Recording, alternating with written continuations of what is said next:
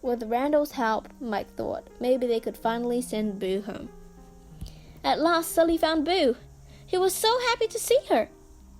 Mike told Sully about Randall's offer, so the two friends carried Boo to the scare floor. Her door was there, but Sully was worried.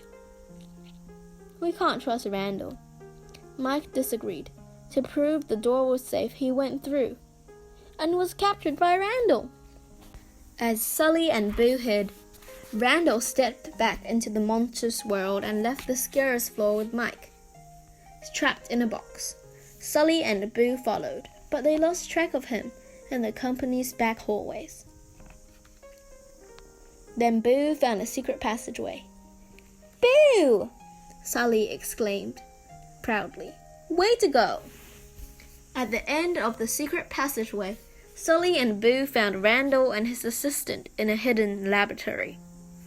Randall had invented a scary-looking machine that could pull screams out of kids, and he was about to test it on Mike. Sully rescued Mike just in time. Then the three of them raced back into Monsters, Inc. They needed to warn Mr. Waternose about Randall's evil plans. But first, Mr. Waternose insisted that Sully show off his fiercest roar to the new scare recruits in the training room.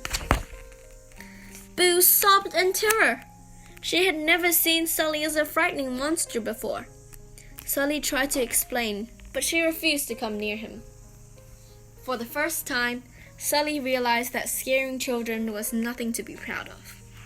Mr. Waternose promised to fix everything, but he wasn't telling the truth. He was really working with Randall. Mr. Waternose shoved Sully and Mike through an open door into the human world. They were banished. In the Himalayas, Sully and Mike met another banished monster, the Abominable Snowman. But Sully didn't want to chat. Boo needed help. Sully raced through the local village, hoping to find a wardrobe door that would lead them back into Monsters, Inc. At Monsters, Inc., Sully suddenly burst through a door and onto the scare floor. He was back. He raced to the secret lab, where he tore Randall's horrible scream extractor machine to pieces. Sully grabbed Boo and ran away from Randall.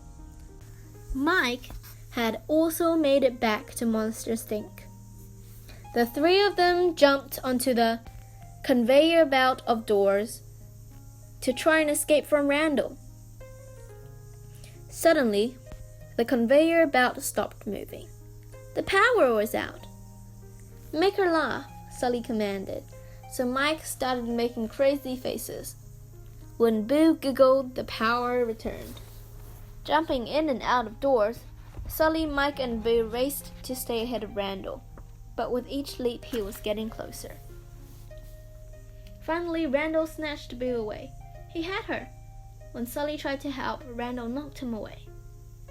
That made Boo mad. She fought back. "Ow, ow, ow!" Randall howled. "She's not scared of you anymore," Sully said.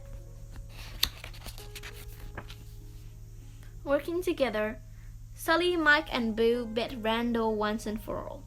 But they weren't safe yet. Mr. Waternose and the CDA were waiting for them on the scare floor. While Mike distracted the CDA, Sully escaped with Boo. "Give me the child," Mr. Waternose yelled. Mr. Waternose chased them into the training room and saw Sully tuck Boo into bed. "I'll kidnap 1,000 children before I let this company die," he shouted as he reached for Boo. Suddenly, bright lights came on. Mike had just recorded Mr. Waternose's confession. Now everyone in Monstropolis knew that Mr. Waternose planned to kidnap human children. He was arrested by the head of CDA, who turned out to be Rods. "Hello, boys," she said.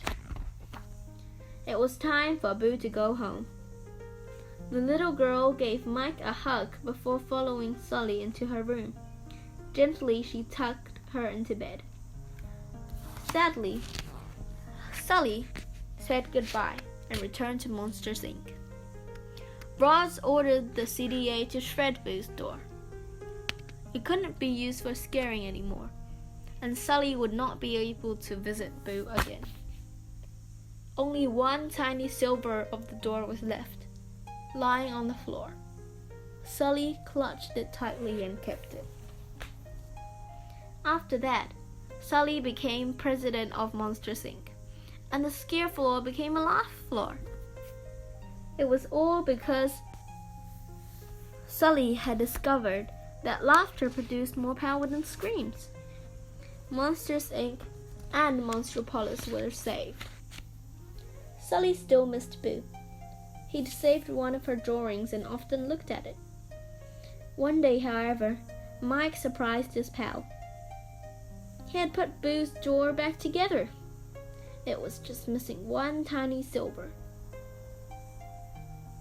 Sully inserted the piece, opened the door, and saw... "Boo?" Sully whispered. "Kitty!" an excited voice replied. The two friends were reunited at last. The end.